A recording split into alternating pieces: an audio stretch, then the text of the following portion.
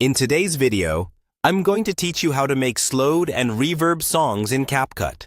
We'll go step by step, and by the end, you'll know exactly how to turn any normal track into that smooth, dreamy slowed and reverb version you've probably heard all over social media. First, open CapCut and start a new project. Import the song you want to edit from your device or from your CapCut library.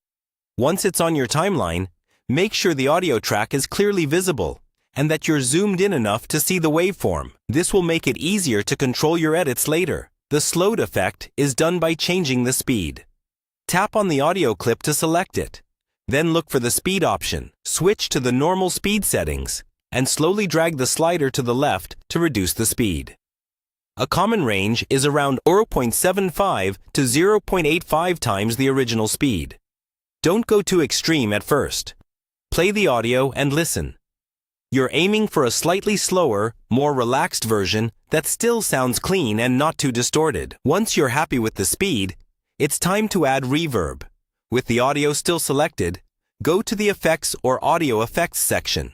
Depending on your version of CapCut, look for an effect called reverb, echo, or something similar.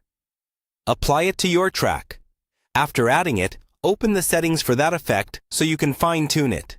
Increase the room size or space to make it feel wider, and adjust the wet or mix level so the reverb supports the song without drowning the vocals or main melody.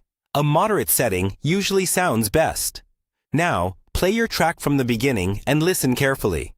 If it sounds too muddy or distant, slightly lower the reverb intensity or bring the speed a bit closer to the original. Small adjustments make a big difference. Take a moment to scrub through a few different parts of the song, because some sections might react differently to the effect.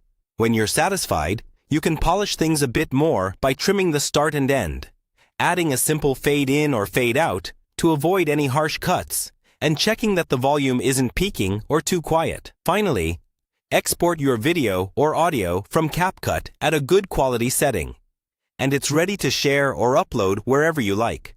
That's all you need to create a slowed and reverb song in CapCut, using just speed changes and reverb effects.